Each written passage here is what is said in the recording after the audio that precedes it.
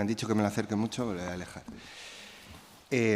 Vamos a continuar con esta nueva mesa del Carmín. Tengo el honor de presentar a la doctora Luisa Salido Tahoces, que es cardióloga del Hospital Ramón y Cajal. Tengo que deciros a la audiencia que tiene una destacadísima trayectoria en el intervencionismo cardíaco. Yo creo que es una de las expertas top en España de TAVI, del implante transcatéter de válvula aórtica y de la reparación mitral, ¿no? por MitraClip. Como digo, es un pilar de esto y por eso quién mejor para hablarnos de este tema que es el intervencionismo de las válvulas auriculoventriculares y sobre todo, yo creo que lo que nos interesa a todos es qué pacientes se van a beneficiar de ello. Adelante, Luisa. Bueno, gracias. Sergio, muchas gracias por la presentación. No soy tan top, pero me gusta el tema que habéis elegido. Muchísimas gracias a la organización por invitarme a participar en este congreso. Y voy a hablar del intervencionismo sobre válvulas auriculoventriculares, qué perfiles se benefician. Bueno, no tengo ningún conflicto de interés, más allá de que soy cardiólogo intervencionista y quizá el punto de vista que os voy a dar es mi punto de vista. Y mi punto de vista es que hay muchos pacientes ahora mismo con valvulopatías mitral y tricúspide que están infratratados y que el tratamiento percutáneo puede ser actualmente una opción para ellos. Con el aumento de la esperanza de vida, lo que vemos es que se ha ido incrementando la prevalencia de la insuficiencia, sobre todo de todas las valvulopatías, pero principalmente de la insuficiencia mitral y de la insuficiencia tricúspide. Y esto ocurre sobre todo a partir de los 75 años, que la prevalencia aumenta de forma exponencial. Lo que está claro también y se ha demostrado es que los pacientes con insuficiencia mitral y con insuficiencia tricúspide tienen una mayor mortalidad que los pacientes que no tienen valvulopatía, y esto es directamente proporcional con la severidad de la insuficiencia mitral y de la insuficiencia tricúspide. A pesar de esto, menos de un 2% de los pacientes que tienen insuficiencia mitral se van a intervenir y menos de un 1% de los que presentan insuficiencia tricúspide.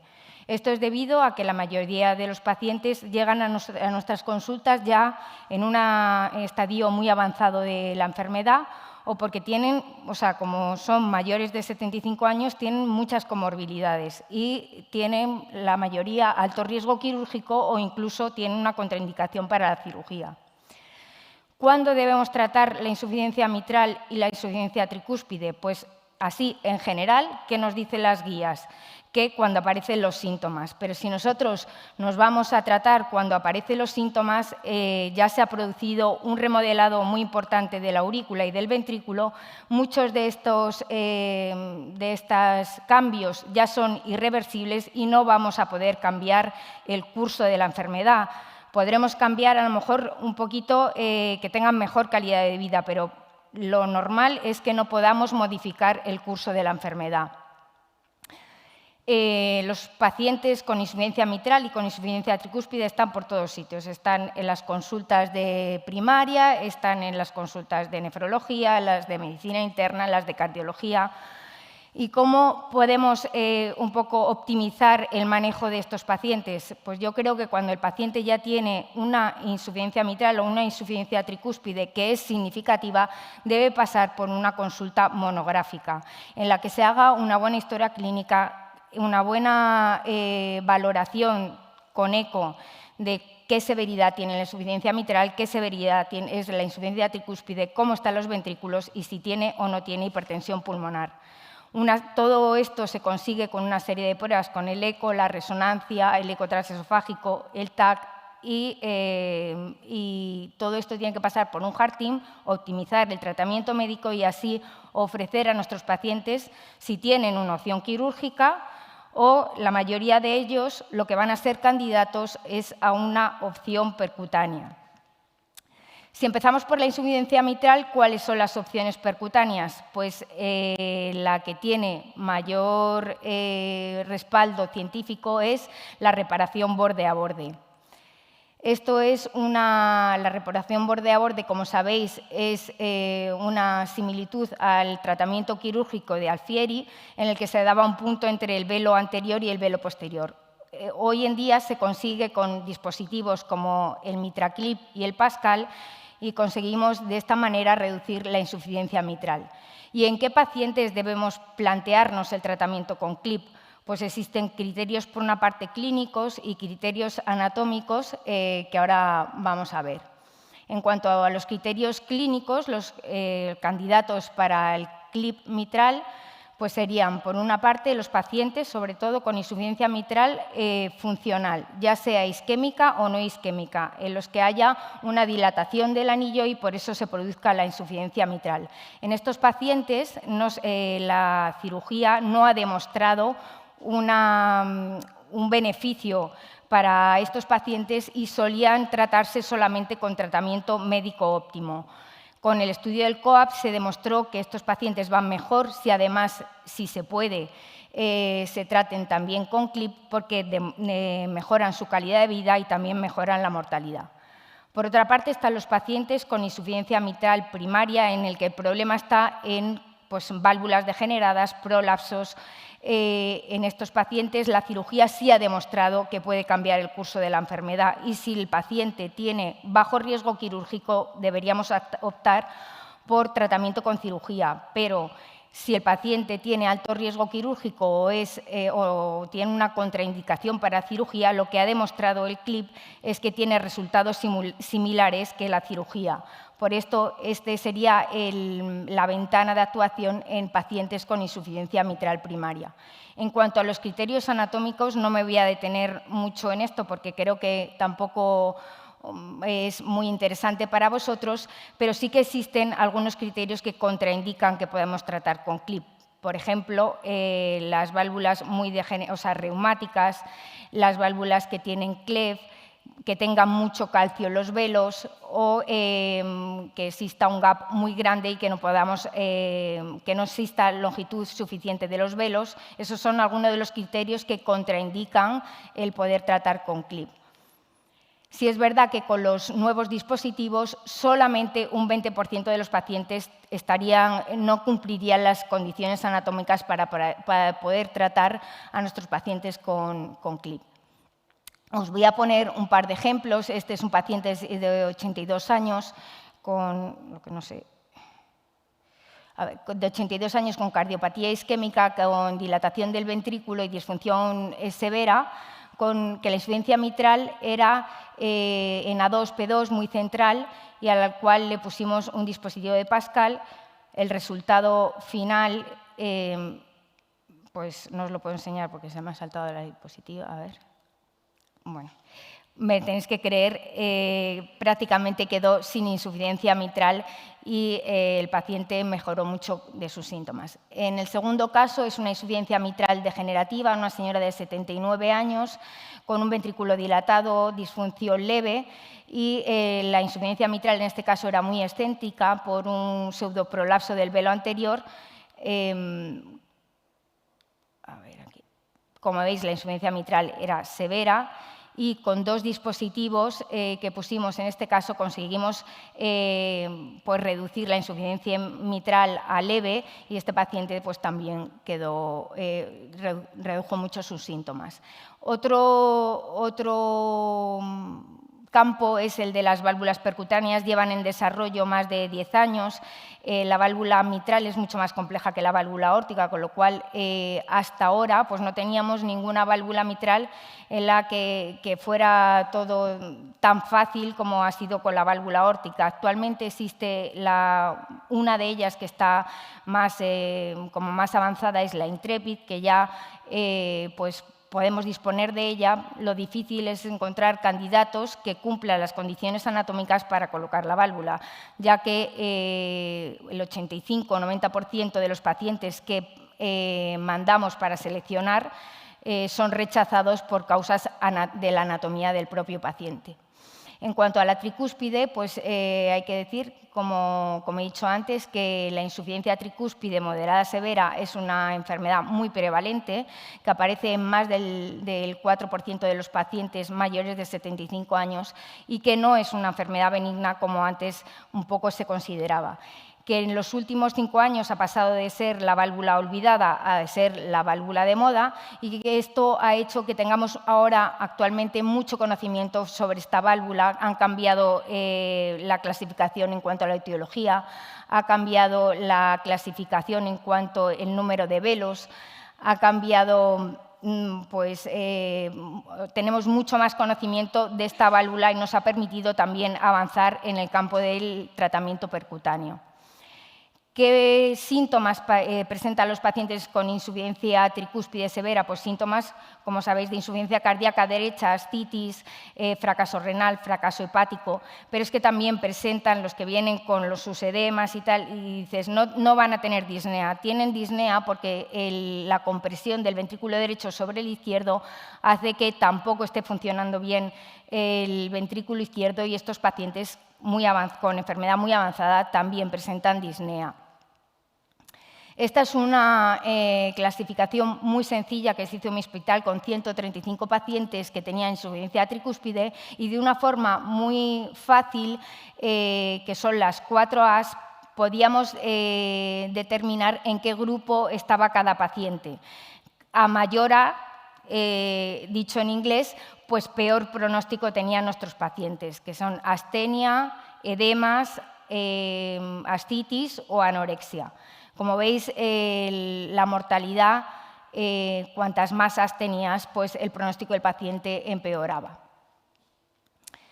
¿Qué pasa con la insuficiencia cardíaca derecha? Pues que una vez que se diagnostica, por una parte, se diagnostica tarde, porque se diagnostica cuando aparece la insuficiencia tricúspide, cuando aparecen ya los síntomas. Y normalmente intervenimos en esta fase de aquí, que el paciente ya está en una fase ya casi terminal, en el cual solo podemos ofrecerle el tratamiento diurético, porque no vamos a cambiar para nada el curso de la enfermedad. Si consiguiéramos intervenir pues después de una primera descompensación, cuando no dependen tanto del tratamiento diurético, quizá podríamos modificar el curso de su enfermedad. Las guías nos dicen como opción, o sea, como único tratamiento, o le dan el papel principal al tratamiento diurético, prácticamente no contemplan, o sea, añadir algún otro tratamiento, pero el actor principal son los diuréticos. La cirugía, pues en estos pacientes que además tienen la enfermedad ya muy avanzado, pues sigue presentando una mortalidad entre el 8 y el 10%. Por lo tanto, la mayoría de los pacientes o de los clínicos no se animan a remitir a estos pacientes ni a mandarles a cirugía, porque es una mortalidad muy alta. En este espectro, en este campo, pues los tratamientos percutáneos, los que nos han abierto una ventana de tratamiento para estos pacientes, porque es verdad que los tratamientos percutáneos pueden o no pueden mejorar después la calidad de vida de los pacientes, que la mayoría sí que mejoran, incluso aunque solo bajemos un grado de la insuficiencia tricúspide. Pero es que la morbimortalidad de lo que es el procedimiento es bajísima, o sea, no suele haber complicaciones, y eso nos ha hecho animarnos a ir tratando pacientes que no estaban con la enfermedad tan avanzada, y tratar incluso pacientes que tenían insuficiencia tricúspide pues moderada y que no estaban respondiendo muy bien a los diuréticos. ¿Qué opciones de tratamiento percutáneo tenemos? Por una parte tenemos el clip sobre la válvula tricúspide.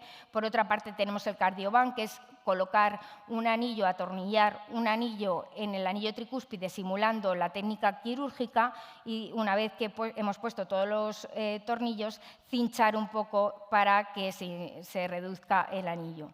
En mi centro, la opción principal que estamos haciendo es, como primera opción, si la anatomía del paciente lo favorece, es el Cardioband, porque consideramos que una vez que ponemos el Cardiovan luego podemos ir añadiendo tratamientos y es un tratamiento que nos está dando muy buenos resultados.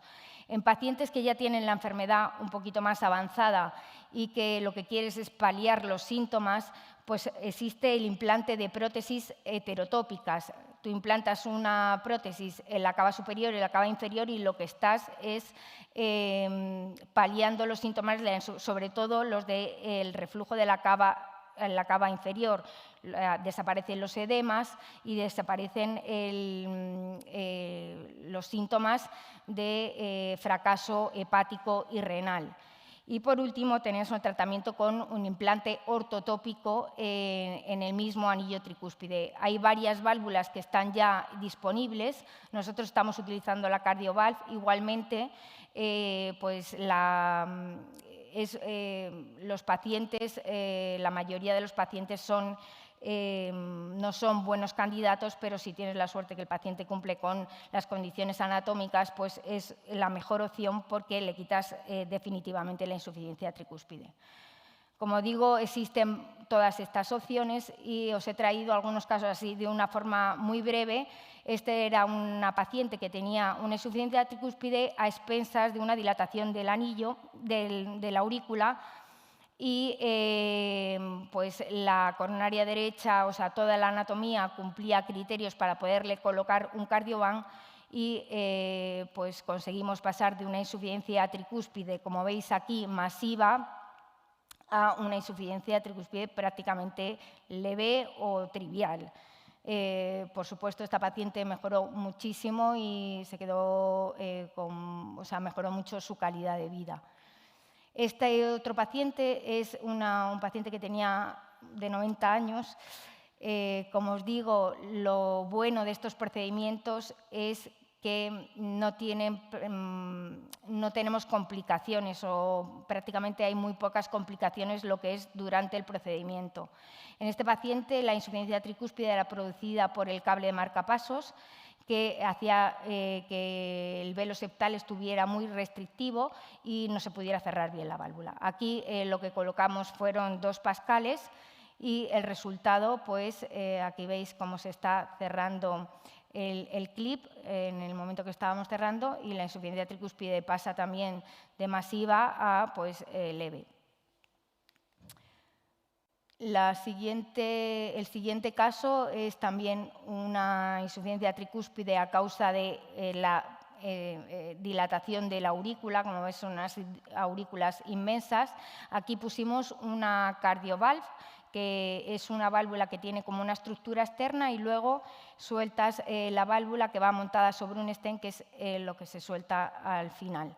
Y sobre esta válvula los velos de pericardio bovino que empiezan a actuar en cuanto la sueltas. El resultado en este caso pues, es que desaparece por completo la insuficiencia tricúspide. Aquí era torrencial y aquí se queda con nada de insuficiencia tricúspide.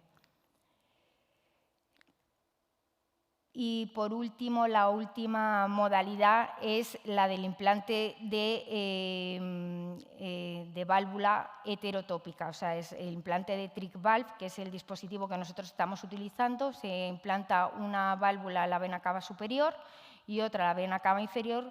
Con esto se consigue simular como una sola cámara entre aurícula y ventrículo y lo que, sobre todo, los síntomas desaparecen porque consigues que no haya reflujo hacia el hígado y hacia los miembros inferiores.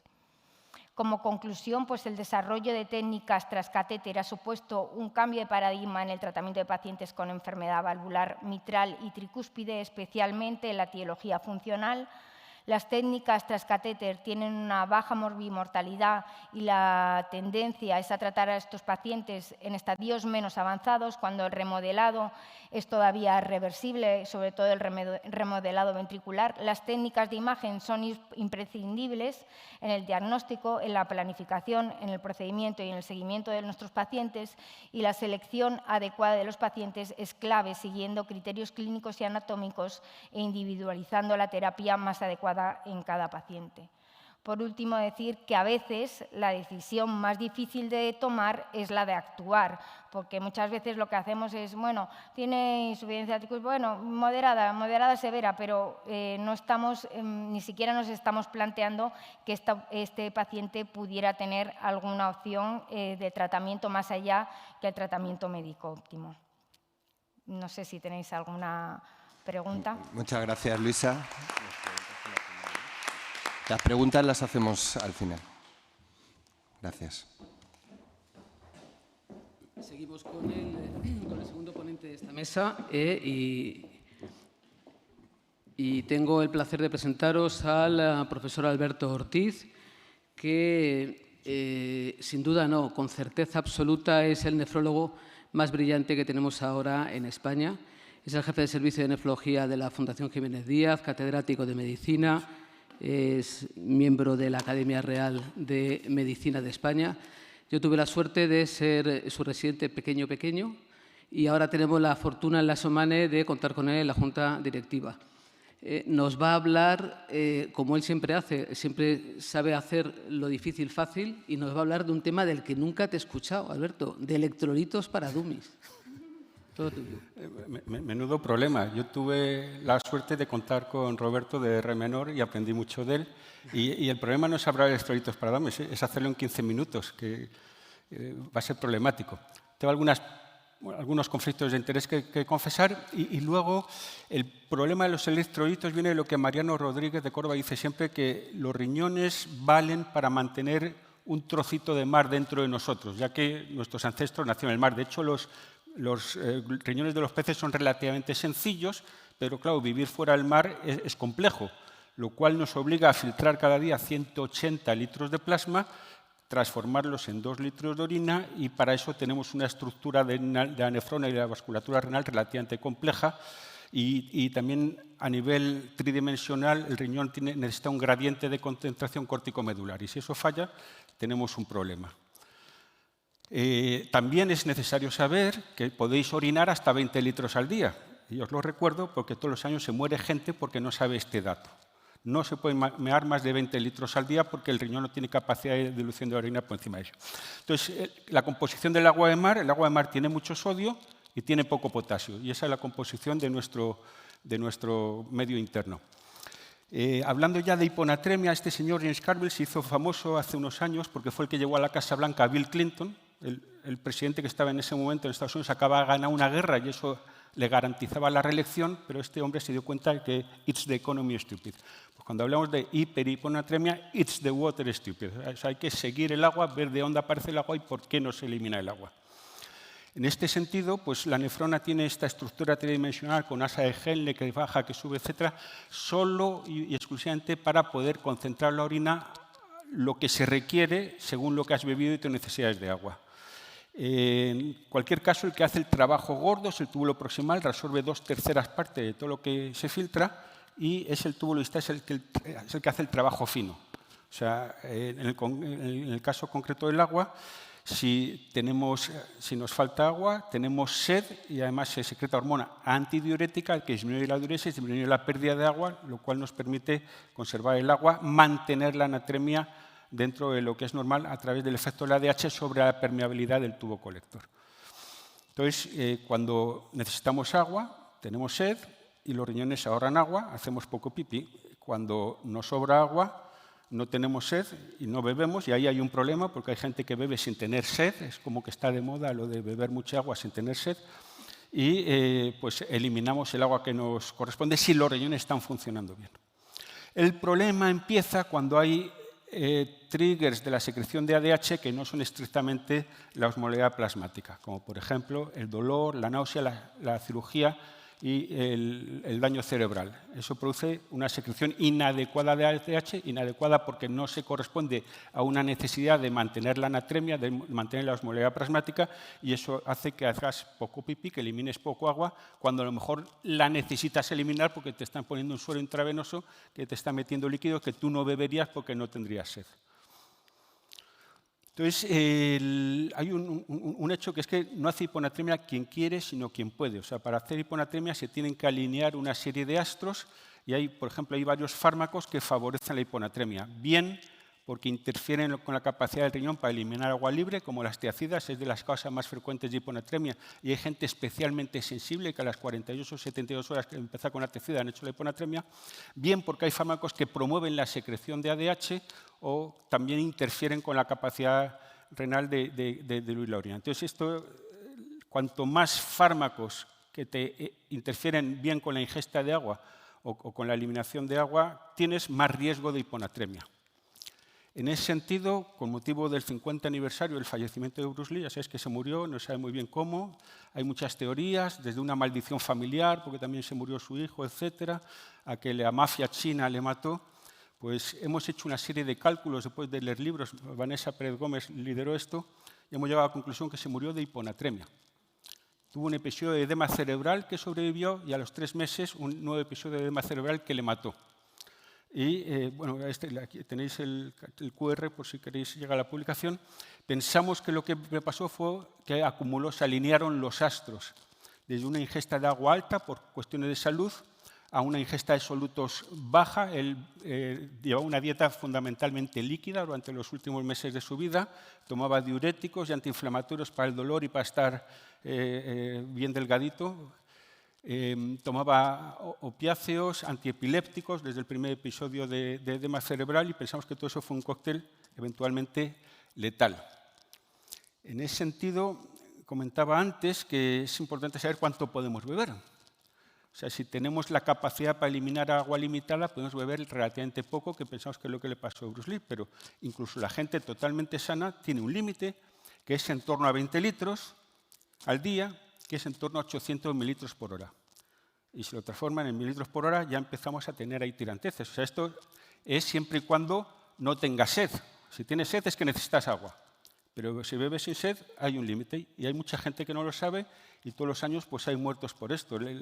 Concursos de beber agua. La niña de 12 años que se murió jugando al water poker, como jugaba con gente más mayor, pues perdía todas. Cada vez que perdía se tenía que beber un vaso de agua. Todos los años hay de estas. Hay uno que salió en las noticias en España, que fue el campeón del concurso de bebedores de cerveza, que se celebró en Murcia, creo, y el tío se bebió 13 pintas, 6 litros, esto salió en la literatura internacional, 6 litros en 20 minutos. Y empezamos a echar cuentas de lo que implicaría 6 litros en 20 minutos y estimamos que la anatremia le pasó en la siguiente media hora de 140 a menos de 120. O sea, que eso era mortal de necesidad. Y bueno, la prensa decía se murió un ataque al corazón. Nosotros pensamos que no. Y de hecho le hemos llamado HOLA, Hyperacute Waterloading with Acute Hyponatremia. O sea, gente sana, pero que ve cantidades enormes de agua. Esto en bromas de estas de comienzo de curso universitaria o concursos, etcétera, etcétera, y es letal. Lo que ocurre, o sea, el gran problema que tenemos con la hiponatremia es que, el cerebro está metido dentro de una caja ósea que además, para más simple, tiene un agujerito aquí abajo. ¿Vale? Y ese es el problema. Porque cuando hay hiponatremia, hay los solutos están más concentrados dentro que fuera de la célula, entra agua dentro de la célula se hincha, eso te ocurre en el dedo de la mano, pero da igual porque hay espacio alrededor, pero también te ocurre en el cerebro y ahí no hay espacio alrededor, con lo cual el cerebro se hernia y te mata. Entonces, por eso la hiponatremia sintomática es una emergencia, porque el poder subirle entre 4 y 6 milimoles por litro la anatremia puede evitar que se produzca esterniamiento. Según UpToDate, los elementos más importantes para evaluar la hiponatremia es la duración, y ahora veremos que eso es importante, o sea, tiene más riesgo de herniación la hiponatremia aguda y también necesitamos corregirla más rápidamente y, sin embargo, si la hiponatremia es crónica hay que ir con más calma. Y luego la gravedad de la hiponatremia per se y la gravedad de los síntomas, porque no siempre van ligados uno a otro. ¿Y qué es lo que queremos hacer? Pues evitar que el sodio siga disminuyendo. Y aquí esto es una cosa de conocimiento popular, ¿no? El virgencita que me quedo de cómo estoy, porque cualquier situación mala es susceptible de empeorar. Y eso puede empeorar porque la causa que causó la hiponatremia sigue actuando o podemos ser nosotros los que lo hagamos. Por eso hay que darles salino hipertónico, porque el SIADH se quedan con el agua, pero tienen la capacidad de eliminar sal perfectamente conservada. O sea, si el salino no está concentrado, van a quedarse con el agua, que no está concentrada, va a ser mucha cantidad, y van a eliminar la sal y se va a agravar la hiponatremia. Hay que intentar evitar que se hernie el cerebro y disminuir los síntomas y evitar la sobrecorrección, que ese es otro problema que puede ocurrir. O sea, que es el juego de las 7:30. O sea, si tenemos aquí el cerebro, está hinchado, si nos pasamos y le encogemos, pues esto que se encoja, que se edematice, que se vuelva a encoger, pues eso parece que es muy malo. Y bueno, ya ahora veremos las consecuencias. Entonces, si la hiponatremia es aguda y es aguda a menos de 48 horas, pues se trata con salino hipertónico al 3%, con la idea de subirle la anatremia entre 4 y 6 mililitros por litro en unas horas. Pero hay que monitorizar. O sea, no basta en hacer unos cálculos, según dicen los libros, y ya. Hay que monitorizar porque la situación puede cambiar. O sea, lo que le causó la hiponatremia puede seguir o puede desaparecer. Si es un ADH por dolor, en cuanto se le pasa el dolor, baja la ADH y se desmea. Y le estamos metiendo salino hipertónico y nos pasamos del otro lado. Entonces es muy importante monitorizar la respuesta, que es lo que está pasando, por muy bien que hayamos hecho los cálculos. ¿Y por qué distinguir aguda y crónica? Porque la crónica da tiempo a adaptarse y la gente se adapta a todos. Ahora salía en la empresa estos días que los camellos vienen del Ártico, pero se han adaptado a vivir en el desierto. Pues lo mismo, cuando el cerebro lleva más de 48 horas, empiezan a salir osmolitos de las células, se adaptan a la nueva situación y entonces si corriges de más, existe un riesgo aumentado del síndrome de desmielinización osmótica, que si no la ha matado la herniación cerebral, le puede matar esto. De forma crónica hay que corregir la causa y de nuevo aquí examinar detenidamente la lista de fármacos que toma el paciente, restringir el agua, de nuevo a preguntarle por sus hábitos de bebida de agua. Con mujeres mayores es súper frecuente que ya no quieren beber porque no tienen sed, pero están los hijos ahí forzándoles a beber y vienen hiponatrémicos. Aumentar la eliminación de agua libre si tienen edemas y de sal, como con diuréticos de ASA. Aumentar la eliminación de solutos que arrastren agua y para esto se puede dar más sal o urea o bloquear el receptor del ADH con tolvaptan. Son las medidas que se pueden tomar.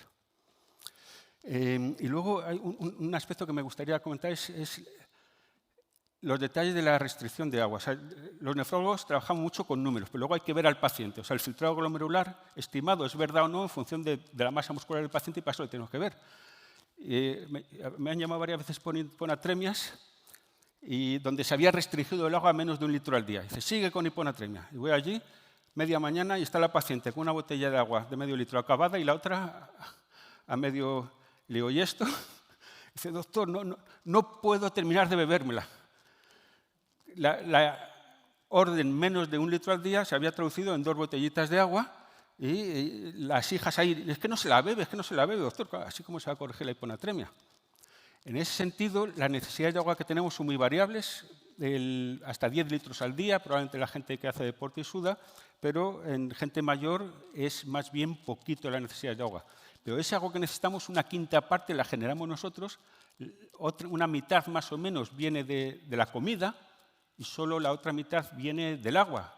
Entonces, en España, donde la gente mayor toma mucha fruta, muchas veces no beben agua, no tienen sed porque no la necesitan, porque ingieren cantidades de agua bastante abundantes con la fruta. Y luego ya, el poco tiempo que me queda, el potasio no existe. Esto yo, cuando empecé de R1, había un cartel enorme en la sala de urgencias que decía el potasio no existe. Los cirujanos insistían que ellos habían abierto muchas tripas, nunca lo habían visto por ningún lado. Pues hay que explicarles que existir existe y que puede ser un problema. De nuevo, como pasa con el agua, pues el túbulo es fundamental, el potasio se filtra, con lo cual si está disminuido el filtrado glomerular tienes un problema, se resuelve casi todo en el túbulo proximal, pero el ajuste fino se hace en el túbulo distal bajo las órdenes de la aldosterona, o sea que todo lo que interfiera con la aldosterona puede producir una hiperpotasemia. Hay mucho potasio dentro de las células, igual que hay mucho sodio fuera de las células y gastamos mucha energía en mantener las cosas así, o sea que una cosa que ocurre con frecuencia en las hiperpotasiemias es que sale demasiado potasio de dentro de las células. En ese sentido, nuestro potasio no es siempre igual. O sea, si caminamos, el potasio sube, si corremos, y corremos mucho, el potasio sube también. Después de hacer ejercicio hay un rebote post-ejercicio que baja. En ayunas es más alto. Por eso si alguien tiene en los hospitales frecuenta la hiperpotasemia con los periodos tan largos de ayuna que sufren los pacientes. A la acidosis lo sube, la hiperosmolalidad también, el estrés lo baja. a veces estos hipertensos que están muy estresados en urgencias, hipopotasemia baja, será un feocromocitoma. A veces lo que pasa es que el paciente está estresado. Y entonces, el potasio viene de la dieta y el que le metemos en vena a los pacientes, pero el único proceso regulado se elimina un poco por heces, el único que es regulado es el riñón. Es el que se encarga de mantener la potasemia bajo las órdenes, como digo, de aldosterona. Entonces, si hay poca función renal o estamos interfiriendo con la aldosterona, estamos favoreciendo la hiperpotasemia, que esencialmente el gran problema es la concentración extracelular de potasio, porque dentro de la célula siempre hay mucho. El problema puede ser hipopotasemia, puede ser hiperpotasemia, los dos son potencialmente letales, pero el problema clínico más frecuente es la hiperpotasemia. Recordar que el potasio se usa para parar el corazón, las cirugías, las soluciones cardiopléjicas. O sea que realmente el bajar el potasio cuando hay alteraciones del electrocardiograma es una urgencia. Tras cosas de hiperpotasemia, que salga de la célula, por estas causas que hemos estado viendo que lo meten, que no funciona bien, que lo meten y sacan. Si hay rotura de músculo, se libera potasio. Si hay hemólisis, se libera potasio. Si hay un tumor, libera potasio. Y luego alteraciones del balance externo, que tomemos demasiado potasio. Eso, o sea, si el riñón funciona bien, puede con todo. Ahora, una cosa que tenemos que preguntar siempre es qué sal se usa en casa. Porque cuando el paciente se suelen asociar la diabetes, la insuficiencia cardíaca, la enfermedad renal, la hipertensión, el paciente toma poca sal, no le gusta y encuentra esta sal en la farmacia que no tiene sodio, que tiene CLK. Y eso es una cosa que hay que buscar siempre. Luego, que no se elimine por el riñón, bien porque no hay filtrado conglomerado, porque está interferido la secreción tubular o el manejo tubular del potasio, hipoaldosteronismo, bloqueante del sistema renina-angiotensina, diuréticos alrededores de potasio y fármacos que interfieren con la secreción de potasio, como cotrimoxazol o antiinflamatorio no esteroideo. De nuevo, la lista de fármacos es importante, no solo la que está en el MUP, sino preguntar al paciente qué es lo que de hecho está tomando. Un aspecto de la hiperpotasemia es que el paciente que la tiene también no es quien quiere, sino quien puede. O sea, quien ha tenido hiperpotasemia una vez, la historia natural es que cada vez la vuelva a tener y cada vez con un periodo menor, con un intervalo cada vez menor. Y o bien vuelve a la hiperpotasemia o bien se muere, o a lo mejor se muere porque le vuelve a la hiperpotasemia. Tratamiento en urgencias o si es sintomático, es importante saber si tiene un electrocardiograma patológico, porque entonces necesita un tratamiento intensivo para evitar una parada cardiorrespiratoria que suele ser letal, porque una vez que te paras se libera el potasio de las células, la acidosis metabólica y es muy difícil bajarlo. Antagonizar la toxicidad del potasio con calcio intravenoso, introducirlo dentro de las células con glucosa más insulina, también puede ser salbutamol inhalado, un beta agonista, corregir la acidosis metabólica SLA, sacarlo del cuerpo con diuréticos de asa si hay sobrecarga del volumen, con los nuevos medicamentos como ciclosilicato de circonio, que tiene un ensayo clínico específico comparado con placebo o patiromer, y hemodiálisis, sobre todo si pensamos que no va a mear. Una cosa importante, la espironolactona tiene una vida media de 2 o 3 días.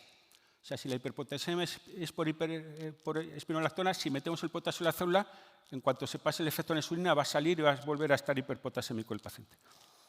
Y luego, desde el punto de vista crónico, buscar los factores corregibles, intentar mantener o incrementar el tratamiento cardionefroprotector. O sea, tradicionalmente se quitaba el bloqueo del sistema renina-angiotensina. Pues hacer un examen de conciencia, porque el paciente con insuficiencia cardíaca, enfermedad renal crónica, diabetes, probablemente tiene que tener un inhibidor de SGLT2 y si no lo tiene, por eso, no para hiperpotasemia, sino porque lo necesita. Pero como efecto colateral va a ayudar a controlar el potasio, al igual que las tiacidas. Y luego los quelantes, como patiromer o ciclosilicato de circonio, que, entre otras curiosidades, corrige la acidosis metabólica. Y, bueno, recordar esto, dieta sal sin sodio,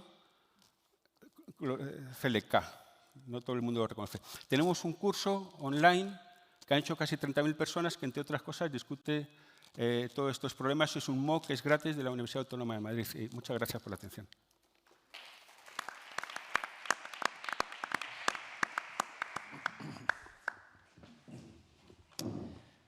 Bueno, pues me toca a mí ahora presentar a la doctora Eva Moya Mateo, que es internista del Hospital Infanta Leonor, Universitario Infanta Leonor, y que trabaja allí en la unidad de riesgo vascular y que nos va a hablar del hiperaldosteronismo en la hipertensión resistente como el aborto. Bueno, pues buenas tardes a todos. Gracias al Comité Científico por haberme invitado a hablar de este tema que a mí me apasiona y espero picaros el gusanillo un poco a cada uno de los que estáis aquí. Y espero no decepcionaros mucho porque después de estas presentaciones, pues bueno, espero que nos llevemos por lo menos unas píldoras y unos mensajes a casa. No tengo ningún conflicto de interés para esta ponencia y lo he repartido en 3 grandes bloques, unos minutos que los dedicaré a introducir un poco el tema de los puntos que me parece que tienen más relevancia en cuanto al hiperaldosteronismo en los hipertensos resistentes, bueno, más bien en general. Luego vamos a hablar del diagnóstico en 3 pasos para que por lo menos esas ideas claras de lo que tenemos que hacer las tengamos. Luego hablaremos de los problemas de estos 3 pasos, que no son pocos, y finalmente pues unas diapositivas para hablar de los mensajes que quiero que nos llevemos todos. En los últimos años la definición de aldosteronismo primario ha cambiado bastante. No es un si no tienes, no tienes. Estamos hablando más de un espectro de enfermedad. Hablamos de un continuum patológico de producción de aldosterona que no es suprimible con los estímulos fisiológicos, como la bajada de la renina, la bajada de la potasio o una sobrecarga de sal. En este espectro tenemos las formas más graves, que sería la famosa enfermedad de Cohn, ¿no? Que sería la forma más severa, menos suprimible, y las formas más leves, de las que pues, hay bastantes más a nuestro alrededor de las que pensamos.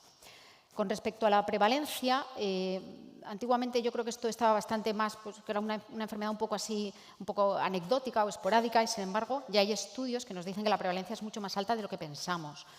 Por ejemplo, en atención primaria hay un estudio de los italianos, hecho en atención primaria a más de 1000 pacientes, la prevalencia es del 6% de los pacientes en atención primaria. Y si nos vamos a especializada, estas prevalencias pueden subir hasta un casi 40%, 20, 30, 40%. Está claro que la prevalencia aumenta con la severidad de la hipertensión y hablamos en hipertensos resistentes que estas cifras pueden subir hasta un 20%. 2, 3 de cada 10 pacientes van a tener un hiperaldosteronismo dentro de los hipertensos resistentes y es ahí donde los tenemos que buscar. Este es un trabajo del 2020 en el que buscan ese aldosteronismo incluso en pacientes que son normotensos y sacan a colación un poco, que esto también está muy de moda entre las hormonas, un cierto que puede haber pacientes con normopresión, con un aldosteronismo subclínico y que probablemente estos pacientes van a desarrollar a futuro hipertensión. Y fijaos, en este estudio hablan de en hipertensión resistente hasta un 22%. Si cogemos el concepto de hipertensión resistente, que todos lo tenemos en la cabeza, este es el que viene en las guías del año pasado, tiene implícito 3 criterios, ¿no? El que lo confirmes ambulatoriamente, que tengas adecuada cumplimentación de la medicación y que excluyas causas secundarias. Y la causa más frecuente de las secundarias es el aldosteronismo primario. Con respecto a las prevalencias de la hipertensión resistente, bueno, en guías hablan de que puede ser un 5%, pues que por supuesto depende de la población estudiada, de las fármacos y dosis que utilices, de los métodos de medida, la diana terapéutica que te pongas, que según qué patología y en qué enfermedad cardiovascular te coloques, a veces cambian estas dianas. Y hace mucha mención, pues bueno, que hay factores clínicos tipo pues obesidad, consumo de sal, tal, que pueden estar influyendo en esto. Pero me gustaría dejar un poco claro que no nos dejemos nublar la vista en los hipertensos resistentes solo en que pues, han cogido más peso, son obesos o que consumen alcohol, que sí, que efectivamente que hay que controlarlo, pero también tenemos que descartar que tengan un aldosteronismo primario, explorarlo o por lo menos pensarlo. En las guías del aldosteronismo, que son ya un poco antiguas, son del 2016, no se han renovado, ya también nos lo dice, que en los hipertensos resistentes tenemos que explorar esta enfermedad. ¿Y cómo lo hacemos? Lo hacemos bastante mal, bastante mal. Este es un estudio hecho en Estados Unidos que coge casi 4.500 pacientes hipertensos resistentes y fijaos, solo el 2% hacen screening, o sea, mejorable. Y si cogemos un puntito más allá, este es un estudio más amplio de pacientes que en algún punto de su vida les han hecho un potasio y es bajo, que sería como la perita en dulce, donde todo se nos encendería la bombillita, ¿no? De hipertenso, hipopotasemia, uy, aldosteronismo. Pues fijaos, el screening no llega al 2%. Y si cogemos a los mayores de 65 años, con más de 4 fármacos no llega al 1%. Es decir, es mejorable.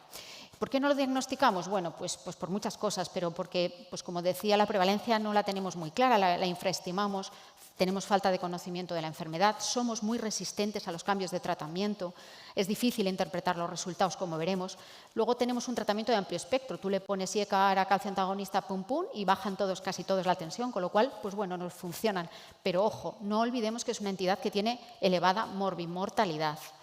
La aldosterona es muy buena, que les voy a contar a los nefrólogos, nos ayudó a salir del agua a los animales, a retener agua y sodio para que sobreviviéramos fuera del agua, pero ojo, en cantidades excesivas es deleteria, muy deleteria y hace mucho daño, no solo al riñón por la sobrecarga de volumen, porque produce fibrosis, produce alteración vascular con arteriolosclerosis, endurecimiento, disfunción endotelial, a nivel del sistema nervioso lo activa, al sistema nervioso simpático, deteriora la respuesta varorrefleja, y además actúa en el tejido adiposo provocando resistencia insulínica y síndrome metabólico.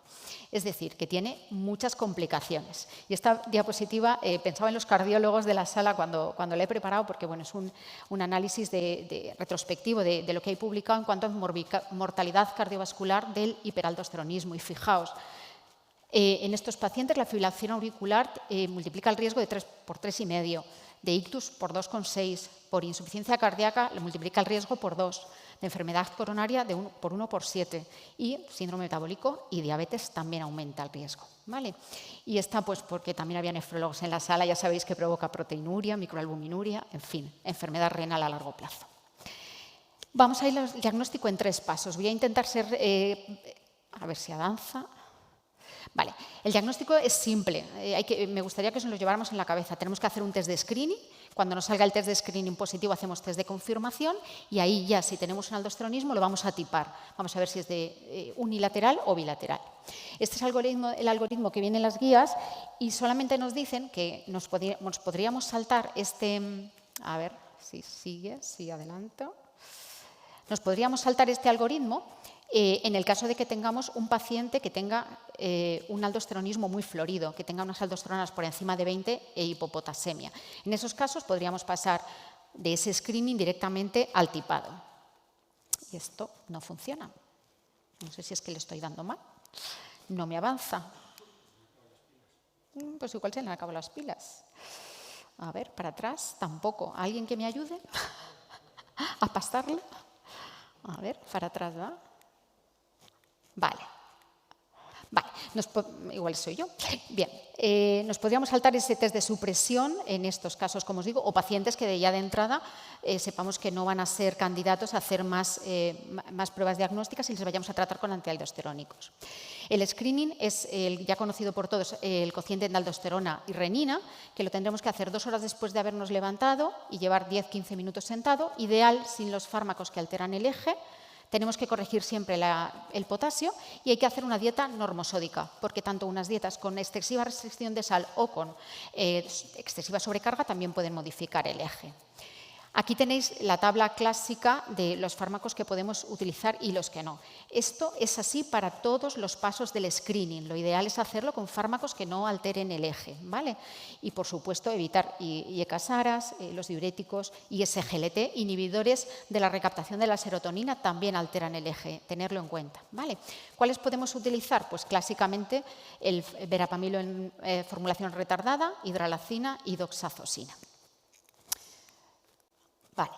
Después del primer test de screening, si nos sale positivo, tenemos que ir a un test de confirmación. Este es el que nos dice si tienes un aldosteronismo o no. ¿Qué hacemos? Demostrar que nuestras glándulas suprarrenales funcionan de forma autónoma. Yo a los pacientes les digo, lo que vamos a hacer es demostrar que la glándula suprarrenal va a su bola, que no responde cuando yo le hago una sobrecarga de sal o cuando le doy el captopril, ¿vale? Estos son los 4 clásicos que vienen en guías. Siempre pone como que la fludrocortisona es el test de elección o por lo menos el de referencia, pero como veréis no es tanto así y es muy complicado. Hay que ingresar a los pacientes. Bueno, yo os he puesto en negrita los que hacemos en la unidad y que para mí son los más sencillos de realizar, que es el test de salino y el test del captopril.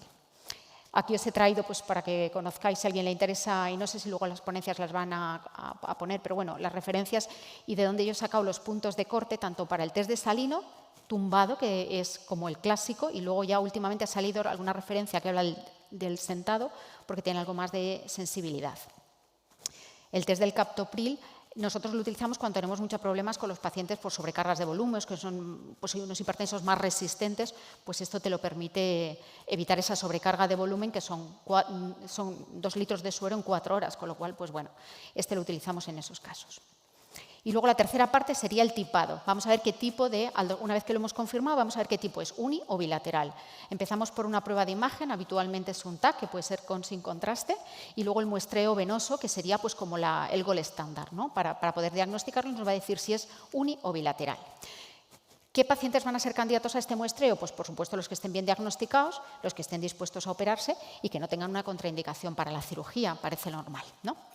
Vamos a pasar al siguiente bloque, que quizás es el más complejo porque aborda los problemas que nos vamos a encontrar en cada uno de estos pasos, ¿no? El primero es esta tabla maligna que viene en las guías, en la que nos pretende decir cuál es el punto de corte de ese screening. Quizá el punto más aceptado es este de 30 que viene aquí, que es el clásico que se hacía con la actividad de renina plasmática.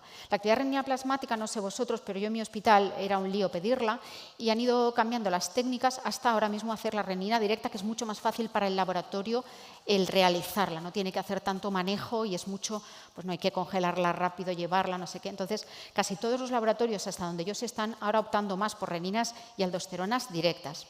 Lo que yo os aconsejo es, si os interesa un poco el tema y queréis explorar esto en vuestros pacientes, que veáis al laboratorio y veáis qué técnica hace y cuál es el punto de corte si no os viene en los informes. Y si no os viene, pues trabajar para que nos lo pongan. Nosotros en nuestro hospital trabajamos con la quimioluminiscencia y nuestro punto de corte es el de 2.6.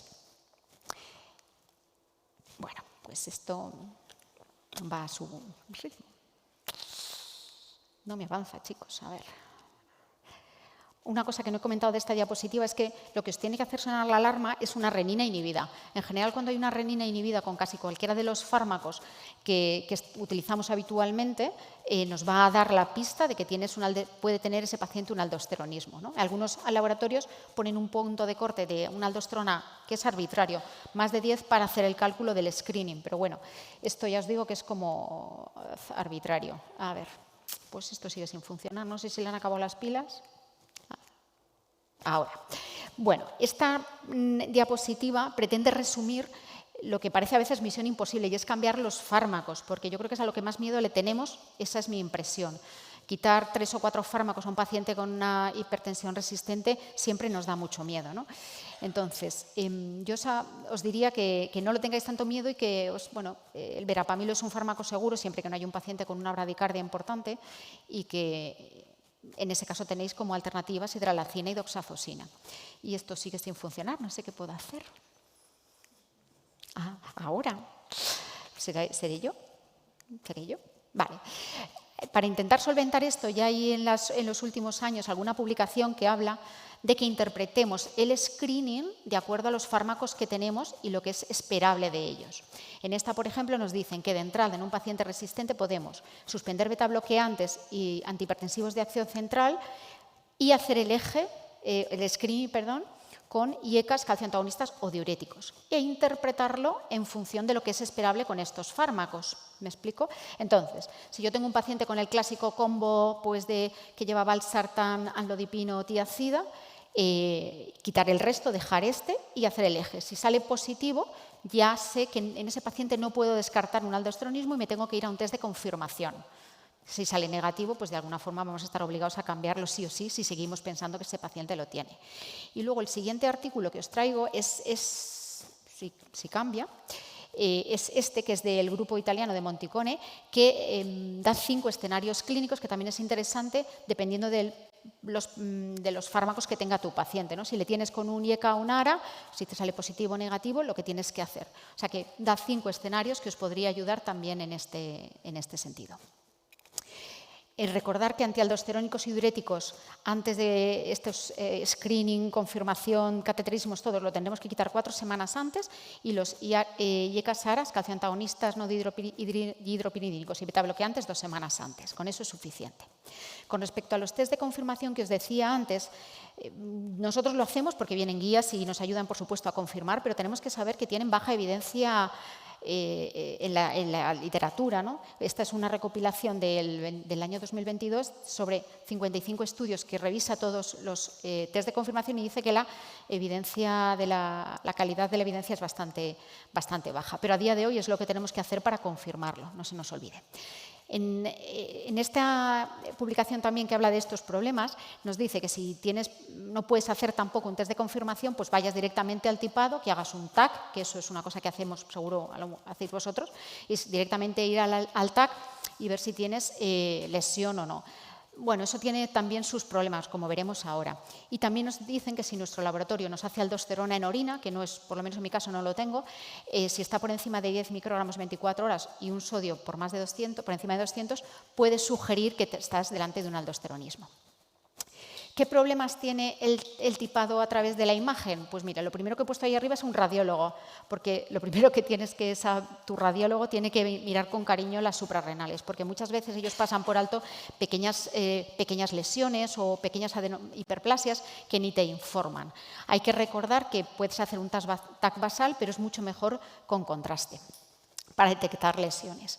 Con respecto al siguiente paso, que sería el muestreo, pues todo lo que te lees te dice que tiene que ser centros de referencia, radiólogos expertos, cuidado con la cateterización de la del lado derecho, que siempre es más complicado.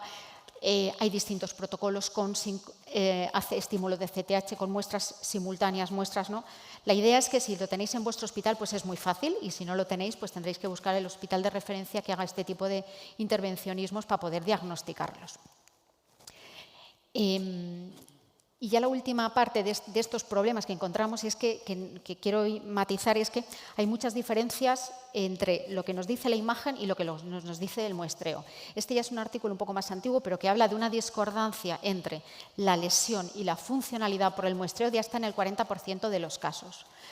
En pacientes más jóvenes, que en alguno de los escenarios dicen que, bueno, si tienes mucha aldosterona y es más joven y tienes una lesión lateral, pues es más razonable que venga de ahí, fijaros, también falla el TAC hasta en el 20%.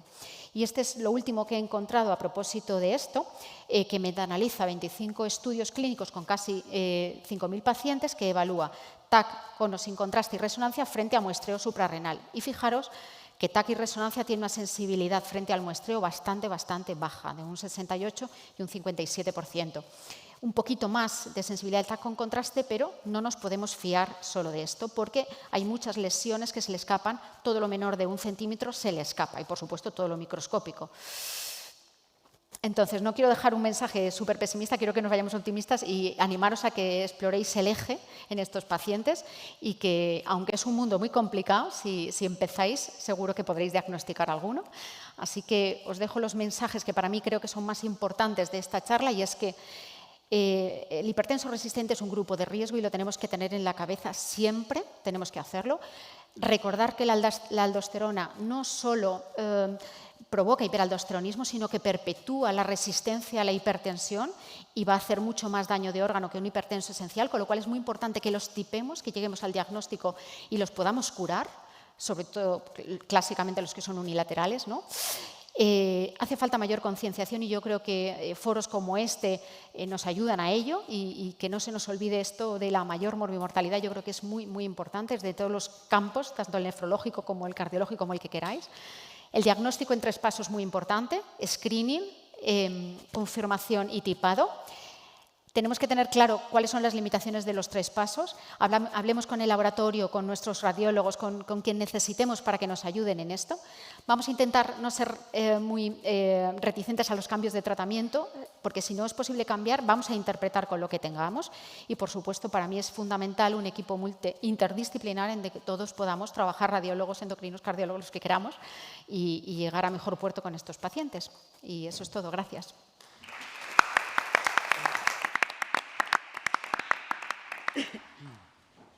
Bueno, pues pasamos a las preguntas. ¿Alguna pregunta a la audiencia? Venga,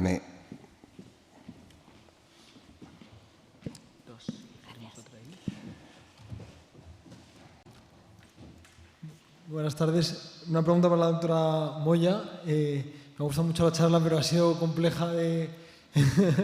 Bueno, yo soy cardiólogo y la pregunta es un poco, yo creo, la que nos hacemos todos. Estás en la consulta, tienes un montón de pacientes y muchos llevan más de 3 antihipertensivos. Entonces, un poco el abordaje práctico, ¿en qué pacientes crees que hay que...? Idealmente es en todos, pero no podemos buscarlo en todos. ¿Y cómo lo enfrentas así, un poco de forma práctica? Porque no solo, muchas veces el estudio de hipertensión secundaria tiene más cosas y es el típico donde no te quieres meter porque las pruebas son complejas, muchas veces interpretar los resultados, lo que dices tú, los laboratorios, cómo funcionan. ¿Algún consejo así un poco práctico?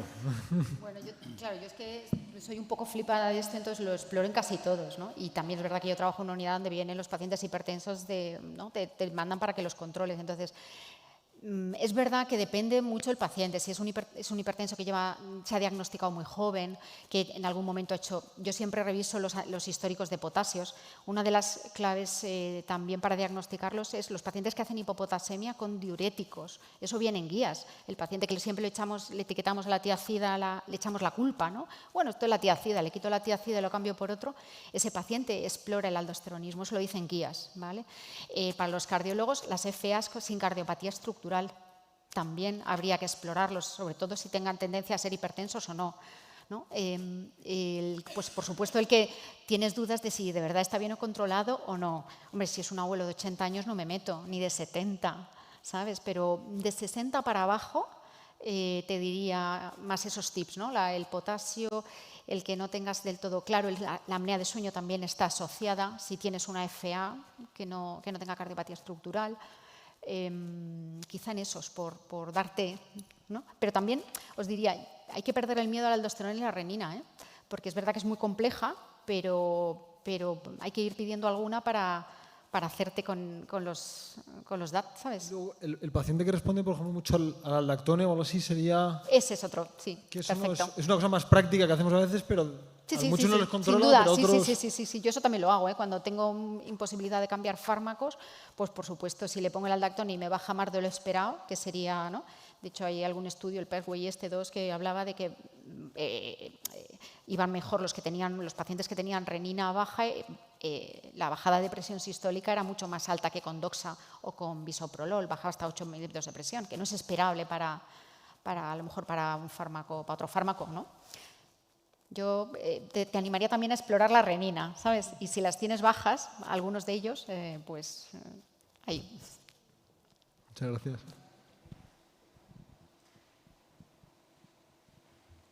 Bueno, Eva, que nosotros somos nefrólogos del Hospital Infanta Sofía, no sé si compartimos laboratorio. Vale, sí. Bueno, total. Nosotros el primer problema que tenemos a la hora de medir la renina es que nos las mandan en unas unidades que luego hay que multiplicar por 0,6 para hacer el cociente. O sea, ya de entrada empezamos ahí con algo que nos echa para atrás a la hora de explorar a los pacientes que tenemos una sospecha de un hiperaldosteronismo. Nosotros en el hospital nos encargamos los nefrólogos de hacer el despistaje de hipertensión secundaria y muchas veces transitar por este camino hasta llegar al diagnóstico ya nos parece muy difícil, incluso cuando hacemos el diagnóstico, que ahí va un poco la pregunta, es la experiencia que vosotros tenéis, que no sé cuál es vuestro hospital de referencia a la hora de hacer cateterismo y los pacientes se operan, si tenemos algún dato de cómo es la cirugía de eficaz o no. Porque muchas veces la sensación que nosotros tenemos es que es eso, que es un camino muy tedioso, que muchas veces los resultados de las cirugías no son muy eficaces y al final el paciente termina con un fármaco antialdosterónico, que es lo que pensamos que podíamos hacer desde el inicio. Ya. Nosotros, yo creo que compartimos laboratorio, ¿no? Si no te he entendido mal. Entonces, yo no multiplico por nada. O sea, a mí me queda, desde el momento uno que yo llevo metido en esto, tengo claro que cada técnica tiene sus números y cambiar unas cosas por otras, los del laboratorio se les ponen los pelos de punta porque dicen que eso no lo deberíamos de hacer. Esto te hablo de personal de laboratorio. Entonces, yo intentaría, yo por lo menos trabajo ahora mismo con la quimioluminiscencia, que es la que trabajáis vosotros también, y el punto de corte que nos ponen para el screening es el 2.06, ¿vale? Con sus cosas positivas y sus cosas negativas. Y yo creo que podéis trabajar con ese punto de corte de screening y luego, pues es verdad que cada vez va saliendo más bibliografía y ya vamos teniendo más puntos de corte incluso para test de salino o para test del captopril. Nuestra idea en el hospital, y Roberto forma parte del equipo, estamos intentando hacer hemos hecho un grupo de trabajo, nefrología, endocrino, radiólogo, laboratorio, para trabajar todo esto, porque convencer al laboratorio que cambie hasta la hoja de la extracción de la aldosterona nos está costando, quiero decir, pero mi consejo es que no multipliques, sino que intentes utilizar las dosis que tienes, que hay algunos puntos de corte que te los da el laboratorio y eso mismo nos vale pues para el test de salino y lo demás. Me preguntabas también en referencia a las cirugías y a dónde mandamos. Nosotros previamente mandábamos al Hospital Clínico y al Gregorio Marañón, pero desde hace unos 5 o 6 meses hemos conseguido hacer los cateterismos nosotros mismos y también compartimos radiólogos. Entonces, y me consta que en el norte los hacen, son los mismos radiólogos que los nuestros. De hecho, el último que hicimos, en el hospital llevamos 5 cateterismos, estamos empezando. No tengo resultado todavía de cirugías, no puedo decir, estamos a ver si operamos alguno. Y para mí es el gol estándar.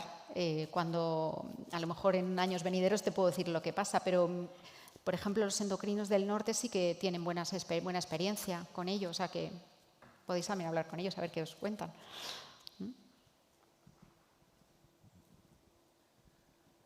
Bueno, enhorabuena por las presentaciones. Yo quería hacerle una pregunta a la doctora Salido, que ha concluido que el intervencionismo, la reparación de válvulas tras catéter, pues es una opción muy buena en insuficiencia funcional, y me gustaría que nos dijese algo de su experiencia en pacientes con insuficiencia mitral degenerativa, pacientes mayores con IM degenerativa.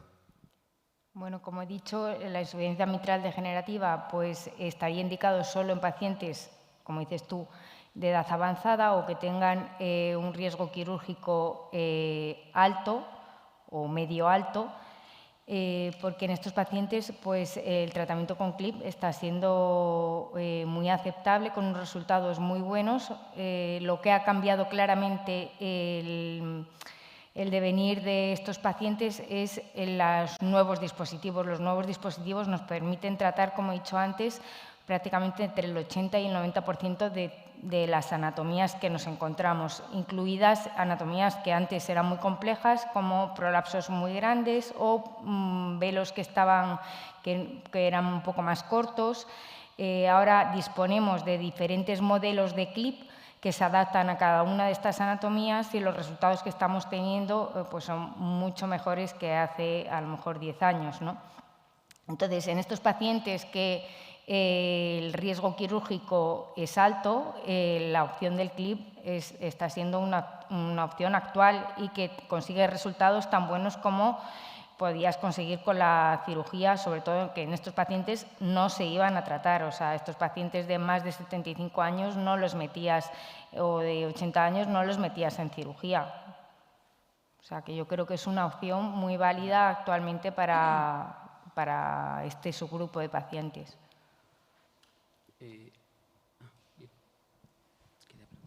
Hola, ¿qué tal?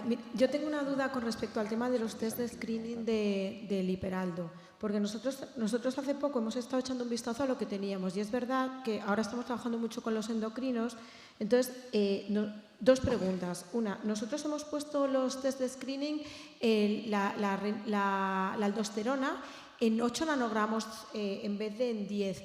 Y claro, es que es lo que estaba mirando, o sea, estaba haciendo una autocrítica. Es 10 nanogramos lo que habéis visto vosotros, que es el de screening, y una R por encima de 20, ¿no? Es un punto de corte absolutamente arbitrario. La literatura no te dice por qué lo ponen. Han puesto el 10 y, de hecho, en nuestro laboratorio te calcula el cociente si la aldosterona es mayor de 10. Si es 9.5 y la renina está inhibida, no te lo calculan, que no tiene tampoco mucho sentido. Pero bueno, hay que saber que eso es un punto que no tiene evidencia. Es que, por ejemplo, nosotros luego después haces el test confirmatorio, y es que era lo que estaba mirando, porque el problema es hipertrofiarle las consultas también a lo mejor al endocrino o hacerte tú mismo las cosas. Entonces, en el test confirmatorio de los 187 nos salieron 122 que sí y 143 que no. Es que había casi más gente que no que sí con el test previo diagnóstico.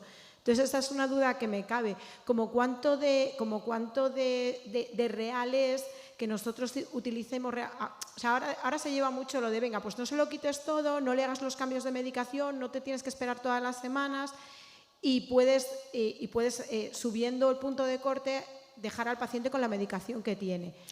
A mí eso me parece arriesgado. ¿Cuánto de real es esto? ¿Sabes? A mí eso me parece arriesgado, porque si ya no tenemos puntos de corte con fármacos que no alteran el eje, ya le metemos el factor a hacerlos con el eje. ¿Sabes? Con fármacos. Sí, por eso. O sea, yo no tengo ninguna experiencia en ese sentido. No te puedo dar datos exactamente de cuántos me salen positivos o negativos, pero yo te diría que el 50% igual me salen más, ¿eh? Me saldría más. Si me permitís una cuña sobre los métodos de determinación, como ahora hay tantos métodos, Cada uno tiene su punto de corte que ha hecho en un pequeñito estudio que ha validado, le ha permitido meter la técnica, y ese punto de corte puede que no sea el mismo que han hecho las guías que vienen de otros estudios con otro método. Y las poblaciones, que tampoco es hay que destacarlo. El punto de corte que nosotros tenemos está hecho en población asiática y es el que estamos gastando. Es decir, que hay tantas variables, pero bueno, mi consejo es que los hagas tú y para que coges un poco el manejo más que hipertrofiar la consulta a otro. Quiero decir que al final No, y claro, lo interpretas al final, tú. Claro, nosotros los test confirmatorios se suelen hacer en la consulta del endocrino, no los hacemos los confirmatorios nosotros. Entonces, claro, al final repetimos. La cuestión es que tú lo interpretes. ¿Sabes lo que te quiero decir? Otra cosa es que te lo hagan, pero al final, si tú mandas un CAT fuera y te lo interpreta de otro, al final tú pierdes, es lo que opina otro. Y como esto hay tanta variabilidad, y al final el que ve el paciente es tú, le vuelvo a poner la espironolactona y va bien. O no sé. No sé si hay más preguntas. A mí me gustaría preguntarle la opinión de Alberto a dos temas muy concretos y muy sencillos. Aquí estamos en un foro de cardiólogos, internistas y nefrólogos que tenemos en común una patología que manejamos los tres, que es la insuficiencia cardíaca. Las principales alteraciones electrolíticas de la insuficiencia cardíaca son la hiponatremia y la hipercalemia, fundamentalmente por fármacos. ¿Crees que con el uso generalizado de los ISGLT2, que tienen cierto poder de diuresis osmótica y que parece que los ensayos clínicos dicen que hay menos incidencia de hiperpotasemia grave, este problema se va a mitigar sin hacer nada más? Esa sería la primera. Y la segunda, ¿crees que deberíamos hacer una campaña antiagua? Porque todo el mundo dice que beber agua es muy buena para los riñones, todos los pacientes te lo dicen. Desde las sociedades científicas tendríamos que hacer apostillar que hay que beber lo que uno tiene sed y no más de tanto. Te pregunto por tu opinión. Sí, no, el agua es peculiar. Cuando esto de Bruce Lee tuvo una repercusión mediática muy grande en todo el mundo, vamos, la primera, porque allí amanece antes, nos amanecimos con peticiones de la prensa australiana, de entrevistas con los autores. Y la pregunta que le hacían siempre a Vanessa, que fue la que hizo de portavoz, es ¿cuánto agua hay que beber? Y ella decía, no, es que no hay una cifra, es que depende de cuánta agua ingieras con la comida, cuántas pérdidas tienes, si sudas mucho, si no, si haces deporte, si no. Y desde hace millones de años hay un indicador chulísimo que es la sed. O sea, que estamos aquí porque tenemos sed, porque si no tuviéramos sed pues no existiríamos como especie. Es verdad que en algunas circunstancias interesa beber más, si tienes infecciones urinarias, el efecto arrastre beneficia, si tienes litiasis urinaria, lo mismo, pero la media de los mortales. Ha habido un par de trabajos recientes que a mí me han preocupado mucho, porque en cohortes de estas con biobanco han medido la anatremia por la mañana. Y publicado en dos journals buenos, uno European Heart Journal y otro multidisciplinar. Y la conclusión es que la gente que tenía hipernatremia tenía más riesgo de desarrollar insuficiencia cardíaca. Y los titulares de los periódicos es cuanta más agua beba usted, menos insuficiencia cardíaca va a tener. Y a mí eso me espantó porque, claro, si tú estás sano no te preocupa la insuficiencia cardíaca, te preocupa si ya la tienes. Y si el agua es buena para evitarla, pues será buena para tratarla. Y el problema que tienen estos pacientes es la hiponatremia. Y yo creo que la explicación es que una de las primeras funciones renales que se pierde es la capacidad para concentrar la orina. Eso no suele ser muy llamativo porque ocurre poco a poco y si en vez de mear 1,5 litros al día, meas 2, no te enteras y bebes el agua. Pero cuando se nota es en la anatremia matutina, porque durante la noche que no bebes, si tus riñones están perdiendo agua a piñón fijo, amaneces con una anatremia más alta. O sea, mi interpretación es que haya hipernatremia matutina quiere decir que tus riñones están dañados y eso encaja perfectamente con que haya más riesgo de insuficiencia cardíaca en el futuro. Ahora, llevar eso a que beber agua es bueno, yo creo que es una extrapolación que ha hecho la prensa probablemente y que no sé cuánta repercusión ha tenido en España, pero 2 artículos que han salido, 2 artículos que hemos mandado cartas al director diciendo, ojo. Y luego, con respecto a los señores de SGLT2, yo creo que es posible que cambien la historia clínica de la enfermedad renal de distintas maneras. O sea, por una parte, en los diabéticos sabemos, en los ensayos de seguridad cardiovascular, más de la mitad de los pacientes y entre cana, EMPA y dapagliflozina eran más de 20.000 pacientes, tenían función renal normal. Eran diabéticos, alto riesgo cardiovascular con una función renal normal. Y la incidencia de enfermedad renal crónica de nuevo bajó a la mitad. O sea que no es que tratan la enfermedad, es que la previenen. Los segundos suben la hemoglobina, con lo cual presumiblemente van a retrasar la aparición de anemia. Con lo cual todo el capítulo de anemia de enfermedad renal crónica va a haber que reescribirlo porque presumiblemente va a desarrollarse en etapas más avanzadas. Y luego está el tema que efectivamente en los primeros estudios la mayor parte de los participantes tenían función renal normal, no había diferencias en el potasio porque no tenían riesgo de hiperpotasemia. Cuando se han empezado a enrolar pacientes con alto riesgo de hiperpotasemia se ha visto que efectivamente protegen. Entonces, no es un tratamiento para la hiperpotasemia, pero es que el paciente tipo de hiperpotasemia es diabético, enfermedad renal crónica, insuficiencia cardíaca, o sea que debería tener un inhibidor SGLT2. O sea que si te aparece con hiperpotasemia, eso a lo mejor puede ser un llamado de atención, repasar a ver qué tiene y qué no tiene. No tiene inhibidor SGLT2, pues se lo pongo porque probablemente va a ayudar a que no vuelva a ocurrir el episodio. Bien. Estupendo. Yo no me puedo quedar con la duda, Eva. Es que de todas las cosas interesantes que nos has contado, para mí el punto de corte de la edad, de dónde te lanzas a hacer todas esas cosas que hacéis, ha sido fundamental. Porque es que siempre dudas, ¿no? Como hemos dicho antes, cuando tienes un paciente con hipertensión refractaria, que le acabas poniendo espironolactona y responde, ¿no? Dices, ¿pero dónde me meto yo? Ya sé que tiene un hiperaldosteronismo, ¿pero a dónde me meto yo con esto? ¿60 años? En el aldosteronismo no hay puntos de corte para nada, te diría. No me gusta ponerlo, pero yo creo que por edad que el paciente esté lo suficientemente bien, que sepas que te va a vivir 20, 30 años más, ¿no? Yo creo que, en la cabeza pondría 60. Y también lo que hay que mirar es con el retroscopio, cuánto tiempo lleva de hipertensión, porque si por la consulta te aparece un paciente que, como uno que tengo yo, que siempre me dice, yo cuando jugaba al fútbol ya me quitaron porque tenía hipertensión, y este apareció por la consulta a los 60 casi años. Entonces ya tiene enfermedad microvascular, tiene daño renal, ¿sabes? Este ya no me merece la pena. Bueno, al final le diagnosticamos y tiene una bilateral, pero también lo vas cogiendo con el tiempo, pero si ya tienes mucho daño de órgano, la vuelta atrás es imposible. Yo creo que tenemos que apostar por diagnosticarlos cuanto más jóvenes mejor, porque tienen más capacidad de cura. Está demostrado que cuanto más tiempo pasa desde que lo diagnosticas hasta que lo tratas, lo curas, pues cuanto más tiempo pasa, menos probabilidad de respuesta tiene. Con lo cual tenemos que apostar por los jóvenes, cuanto más jóvenes mejor. Y si hay alguno que es más viejillo, pues si tiene esperanza de vida y buena calidad de vida y tal, pues y le pretendes curar, ¿por qué no? Bueno, pues también le quiero hacer una pregunta a la doctora Salido, pero si hay algo más en la audiencia, ¿alguna pregunta más?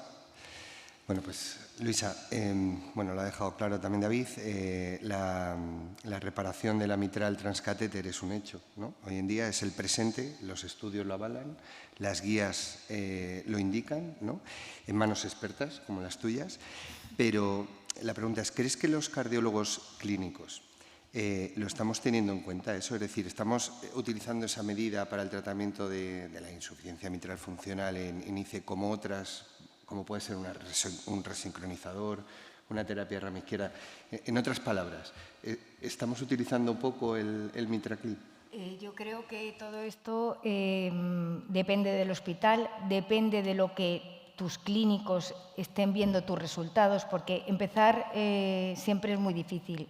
Hasta que no demuestras que no tienes complicaciones, hasta que el clínico vuelven los pacientes a su consulta y ve que ha mejorado y que realmente pues que se hace todo como fácil y le das la vía fácil al clínico, o sea, el círculo de cómo te remite el paciente, cómo vuelve a su consulta y cuáles son los resultados, empezar siempre es difícil, pero una vez que se empieza, la verdad que es que los resultados ya están demostrados. Depende, esa pregunta que me has hecho, depende en cada hospital. A nosotros nos costó empezar, nos costó demostrar incluso en la unidad de insuficiencia cardíaca que esos pacientes tenían que iban a mejorar con el MitraClip. Pero una vez que empiezas y que todo el mundo como que está concienciado y ve los resultados, es que te crecen los pacientes que que te están remitiendo, y es como todo, ¿no? O sea, ellos ven que hay buenos resultados y te siguen mandando cada vez más pacientes y bueno, yo creo que consiste en empezar y demostrar que tienes buenos resultados y que los pacientes van mejor. Una última pregunta.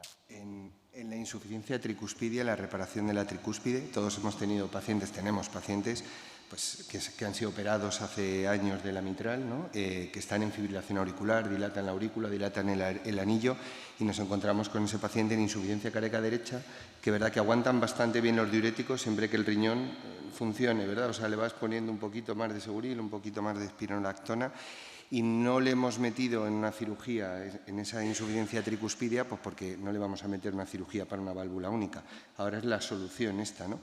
Pero, ¿dónde nos pondrías el punto de corte? Antes hemos hablado de los 60 años. ¿Dónde más o menos dirías, hasta aquí nos lanzamos a reparar la tricúspide? ¿Cuánto diurético hace falta? ¿Qué situación? En la tricúspide claramente sí que llegamos muy tarde. Los primeros pacientes que empezamos a hacer nosotros eran pacientes que estaban con la enfermedad súper avanzada, que les podías disminuir, que a poco que disminuyeras el grado de insuficiencia tricúspide, disminuían claramente los edemas.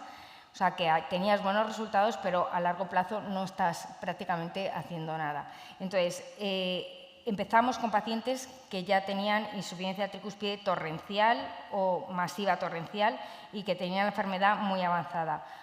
Cuando ves que te van yendo bien, pasa lo mismo. Cada vez los clínicos te refieren pacientes pues, con severa. Incluso ahora estamos haciendo pacientes que tienen moderada severa, pero que no están respondiendo bien a los diuréticos y a lo mejor cada vez demandan más tratamiento diurético. Y estos pacientes son los que están yendo mejor. ¿Por qué? Porque el anillo no está tan dilatado. Nosotros que hacemos sobre todo mucho cardioband, no es lo mismo ponerle un cardioband que existen medidas de cardioband y hay un máximo. Entonces, si está demostrado o hemos demostrado que cuanto más trozo de anillo cubres, más puedes cinchar ese anillo y mejores resultados tienes. Cuando hacíamos anillos que ya estaban muy dilatados, pues a lo mejor cogíamos la C del anillo tricúspide. Si coges un poco más, esos pacientes claramente son los que están haciendo mejor, estamos teniendo mejores resultados, incluso el remodelado del ventrículo derecho y de la aurícula derecha, pues, es evidente que les estamos siguiendo con TAC y yo creo que lo estamos demostrando. O sea, que cuando me preguntas, ¿no? ¿Cuándo diurético? Pues yo diría que pacientes que tienen insuficiencia tricúspide severa, sintomáticos, ya deberían de por lo menos mandarlos a evaluar, y los que tienen moderada severa y además tengan insuficiencia hepática, o sea, que ves que ya tienen alteraciones en el perfil hepático, que tienen insuficiencia renal, que necesitan altas dosis de diuréticos. Esos pacientes deberían remitirse ya también para valorar algún tipo de tratamiento, por si acaso se pueden beneficiar. A veces también te digo que analizamos todas las anatomías y a algún paciente es que no podemos ofrecerle más. Pero bueno, por ejemplo, la técnica de Bicaba cubre a muchos pacientes, aunque estén en estadios muy avanzados, y esos por lo menos le quitas los síntomas. O sea que yo creo que eso también hay que tenerlo en cuenta. Fenomenal. Bueno, yo he venido aquí a aprender, o sea que gran parte de las preguntas que tenía yo pensadas, la verdad es que ya las había contestado, pero voy a decir simplemente unas cosas muy breves a cada uno de los ponentes. A la doctora Salido, bueno, me ha llamado la atención que algunos de los pacientes que ha presentado son muy mayores, incluso había uno de 90 años, ¿no? No sé qué experiencia hay en pacientes tan mayores o nonagenarios, o si tenéis muchos pacientes de ese tipo, porque en medicina interna nos sobran pacientes así, ¿no? Entonces, ya te digo, no sé qué experiencia hay o qué perspectiva se les puede ofrecer, ¿no? Bueno, hago las 3 preguntas o las 3 comentarios, ¿no? Al doctor Alberto Ortiz, la verdad es que muchas gracias, porque ya sé por lo que se ha muerto Bruce Lee. O sea, básicamente no tengo ninguna pregunta que hacer, pero ahora en serio, he disfrutado con la charla. Es la primera vez que disfruto con una charla que me hable de hiponatremias y de cosas de estas, porque la verdad es que es un tema árido, feo, y la verdad es que nunca me lo he sabido. O sea, hay cosas que yo me las he estudiado 50 veces y nunca he logrado llegar a saberme nada, ¿no? Y siempre lo tengo que andar mirando. Y bueno, por lo menos me ha puesto bastante claro que lo más importante es el sentido común, ¿no? y que bueno, que a lo mejor es menos saber que si la cifra, que si tal, que si le pongo tanta dosis, como el sentido común de manejar a los pacientes de forma adecuada en sus electrolitos y en el agua, ¿no? Principalmente en el agua. Y bueno, a la doctora Eva Moya, aunque ya le han preguntado un montón de cosas sobre puntos de corte y diagnósticos, a mí la verdad es que se me queda un poco de desazón, porque no se conoce bien la incidencia, probablemente porque no se piensa, pero si además el test de screening no sabemos el punto de corte, si además el test de confirmación no tiene evidencia y si luego el radiólogo no me ve, entonces la verdad es que ¿cómo salimos de este embrollo? Sí, bueno, contesto yo, ya que soy la última que me has preguntado. Es muy complicado y cuanto más te metes, más complicado lo ves, pero hay que empezar. Pero hay que empezar porque tenemos que diagnosticarlos, porque todos tenemos en nuestras consultas cardiólogos, nefrólogos, internistas, pacientes de entre 60 a 70 años que dices tú, pero qué vascular, qué calcificado. Quiero decir, que son pacientes que probablemente, yo muchos de ellos me los he encontrado con el retroscopio ya metida en el mundo de la aldosterona, ¿sabes? Y dices, si tenía unas glándulas suprarrenales globulosas, vaya, pues tendría un aldosteronismo. Pero que son pacientes de eso, de esa franja, entre 65 y 75, microinfartos cerebrales de enfermedad de pequeño vaso, que te hacen un montón. Renales, con microalbuminurías más de lo que te esperas, muchísima calcificación. Es decir, que tenemos que intentar llegar antes. Eso es lo que quiero transmitir. A pesar de las dificultades, se pueden diagnosticar con sus problemillas, pero si lo sospechas y tiene más patología de lo que esperable para la edad que tiene desde el punto de vista vascular, de lesión de órgano diana, búscalo. Bueno, pues damos por finalizada la mesa. Nos gustaría seguir aquí preguntando todo el día, pero se nos va el tiempo. Gracias.